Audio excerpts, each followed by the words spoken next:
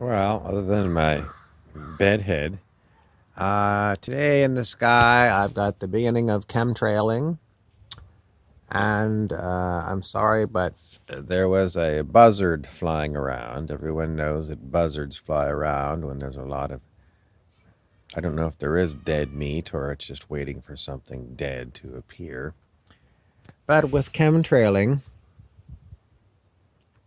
right there, apparently there's humans who are planning on killing today, and who they plan to kill are other humans. What else can we tell you? This morning, the Loosh demon Edgar came, and Edgar was very curious to find out what happens to service to self entities. So we went looking under the Law of One, which is a raw channeling, and then they're also linked to something called Cassiopean channeling.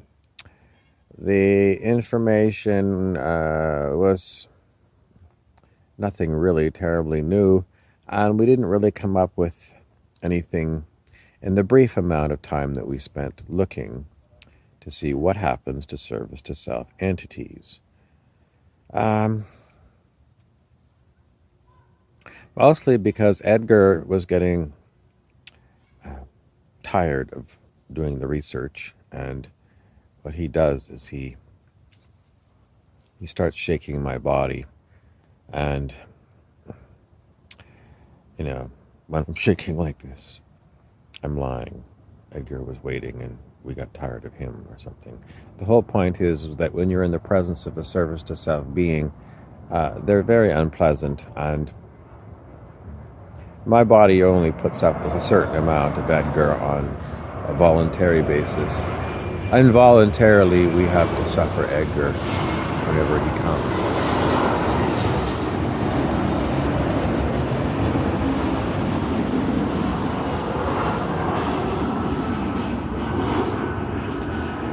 As for how the information came, this particular article said if you're going to study UFOs, you could get an academic study with lots of citations and footnotes. But the information is very thin. If you want better information, you have to take a number of channeled entity recordings or transcripts, put them together and see what they all say. Don't just take one. They said take a number of them. They recommended do not channel because they said it's dangerous.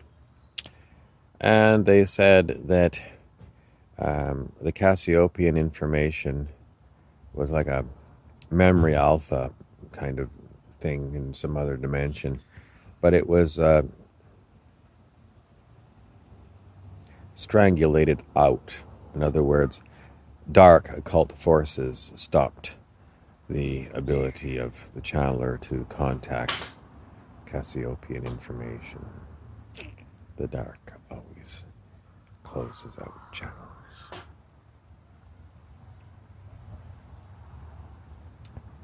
And it was funny because the dark entity, Edgar, the Loosh demon, was the one who was looking for the information to find out what it said about what would happen to him. And then we saw, well, other entities like Edgar, dark entities, service to self, evil beings, that stopped the flow of information. So we looked at Edgar and said, Edgar, your Oetker has cut off your supply of information. How do you like that? And then Edgar starts going like this to the body. The demonics do have the ability to move your body and to talk to you. They always like to bring up in some of the old, I don't know if it was the Exorcist movie or something like that, somebody said, don't talk to demonics.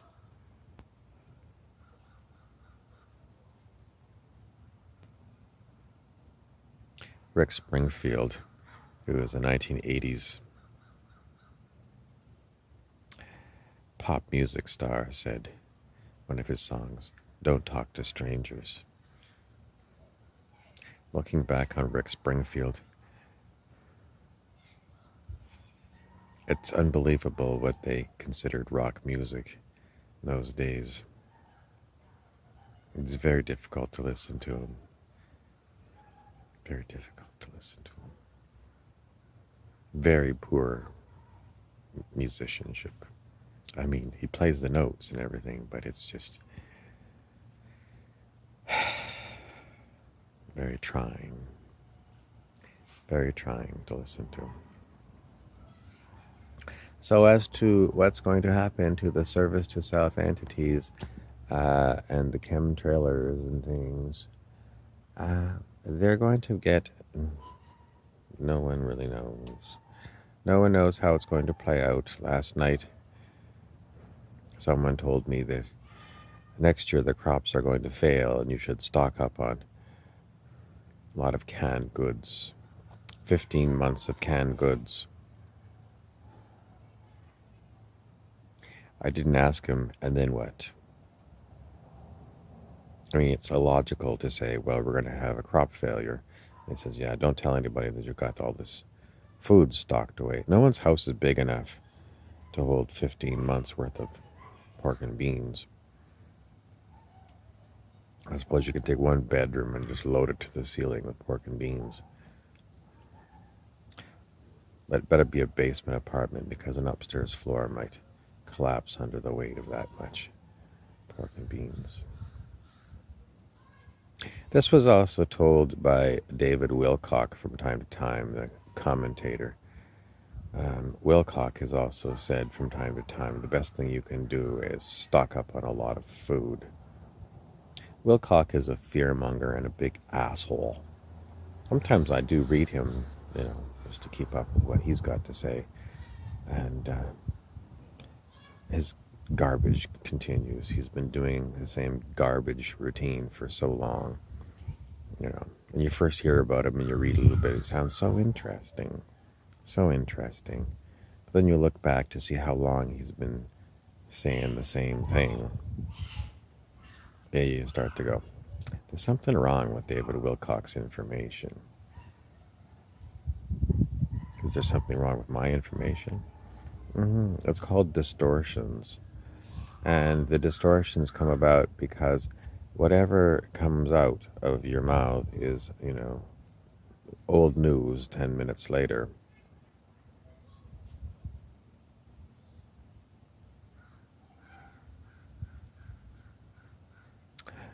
But he did say, stock up on a lot of water and food. The thing is, if you keep stocking up on, perishable goods, eventually they're going to go bad. What are you going to do if you've got 600 large sacks of Thai rice that's in your house that you didn't eat because the apocalypse didn't happen? In the meantime, if everyone buys 600 huge sacks of Thai rice, it's going to drive the price of Thai rice through the roof. The poor people are going to have a very hard time eating today because the price of rice has gone up so high because of, well, you're a speculator because you're speculating Wilcock is correct, that we're going to have a food outage. It's kind of like ticket scalpers, they figured that the Steve Miller Band is going to sell out, so they buy a whole pile of tickets.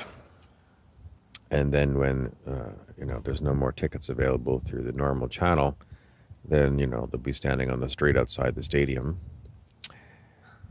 You want to buy a Steve Miller ticket? Expecting people are going to come. Well, the ticket price is $100 and I'm going to charge you $350. And then the concert's half over and somebody's still standing there with a bunch of Steve Miller tickets that didn't sell. And, somebody walks by. Well, you can watch the second half of Steve Miller. I'll cut the price down to whatever.